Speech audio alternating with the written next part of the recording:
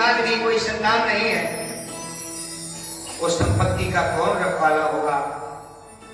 इसलिए मेरा मर जाना अच्छा है, मैं अपने शरीर को त्याग दूं, यही मेरा सबसे अच्छा धर्म है। संत जी ने देखा, उसके रेखा देखी, माथे की रेखा देखी। बोले महाराज, लगता है तुम्हारे 7 जन्म तक लड़के नहीं होना, बच्चा ही नहीं है, 7 जन्म तक कोई तुम्हारी संतान नहीं है। अब तो बिल्कुल आंसू के कनारे बहाने लगा और आंसू की धार लग गई। बोले महाराज, अब तो कुछ 2-4 घंटे लगते मरने के लिए, पर अब तो मैं अभी मर जाऊंगा 2 मिनट के अंदर। फांसी लगाने लगा तो संत जी ने हाथ पकड़ लिया, भैया मेरे सामने मत लगाओ फांसी। उसने कहा फांसी नहीं लगाऊंगा तो क्या करूं, मुझे छोड़ दो, तुमने मुझे और दुखी कर दिया।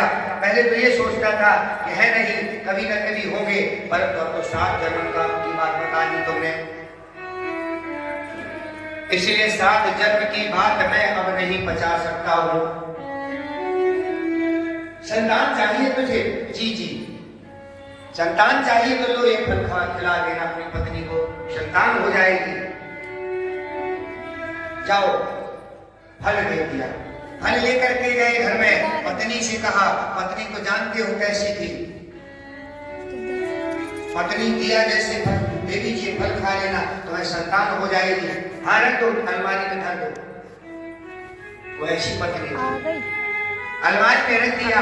पत्नी रोने लगी, पतिदेव तो चले गए पिटाई कराने, पत्नी रोने लगी, चिल्लाने लगी, क्या करूं क्या ना करूं, अगर मैं फल खाऊंगी तो गर्भ हो जाएगा, गर्भ होगा तो पेट बढ़ेगा, पेट बढ़ेगा तो भोजन कम होगा, भोजन कम होगा तो मैं तो दुबली पतली हो जाऊंगी, और कहीं गांव में कहीं चोर घुस गए, डकैत घुस गए तो मुझे मार के चले जाएंगे, सब भाग जाएंगे, मेरी मृत्यु हो जाएगी।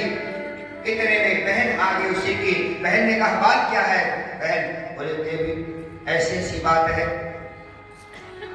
चिंता न करो, ये फल किसी परीक्षा ले लो, किसी को खिला दो। तो गाय को खिला दिया, वह फल गाय को खिला दिया, और स्वयं क्या किया, अपनी बहन का बच्चा पैदा हुआ, अपने पेट में झूठी मूठी कपड़े बांध बोध करके पेट मोटा कर लिया, बड़ा पेट बना लिया। और जैसे बड़ा पेट बना लिया, जैसे फिल्मों में नहीं होता है, सीरियल में का पेट बढ़ता थोड़ी है, वो तो आते हैं ऐसे कपड़े। अब बाद में दूसरे का लड़का रख दिया। ये भगवान की लीला, भगवान ऐसा करते हैं, क्योंकि ये भगवान श्री कृष्ण जिस समय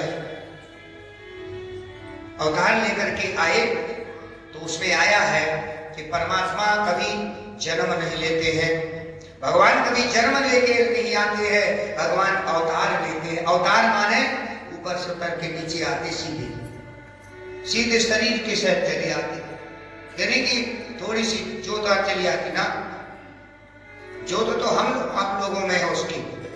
और भगवान जब आता है यहाँ तो सब शरीर चला आता है, लेकिन ये क्या करता है, जैसे फिल्मों में सीरियल में भीड़ बड़ा गोकर्ण बड़ा पंडित निकला, ज्ञानी निकला, अधुंध का जो खल निकल गया कि काहो पकड़े कोप महापोरे, काहो पकड़े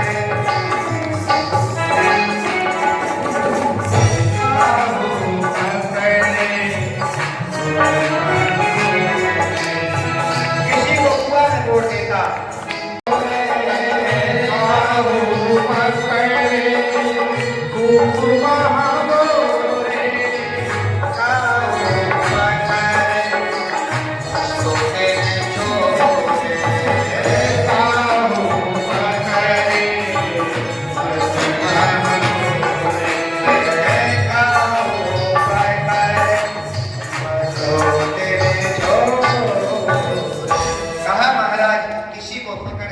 कुआं में फेंक दे, किसी की वस्तु छीन ले, चोरी करने लगा।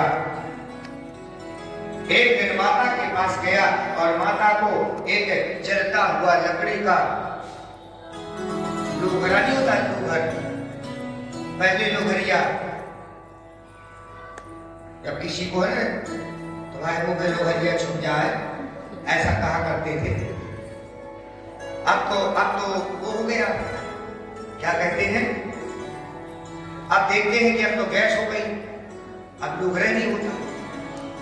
हाँ, पहले नहीं होता था, पहले हुआ करता था, ओ ए भैया लड़ गया कोई किसी मोहल्ले में, लड़ने जाते थे, लड़ जाते थे, बोले न कर अगर माता आई का दूध पिया, ऐसे नहीं लड़ जाते थे पहले। आज भी लड़ तो अबे जाते हैं, लेकिन पहले कहा करते थे न कर अगर अपनी माँ का दूध पिया हो। लेकिन अब क्या कहते हैं, न कर अगर शिष्या का दूध पिया हो, वो घर का दूध निपुण से दूध पिलाया जाता है, जैसे पैदा हुआ तुरंत दूध पिलाने लगते निपुण का लेकर के।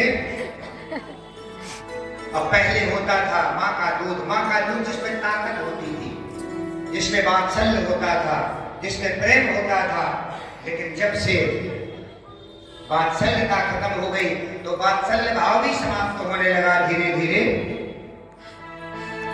माता को उसने दुख दिया, माता को जैसे ही जलता हुआ लकड़ी का एक अंगारा लेकर के धन दे जहां रखा हो।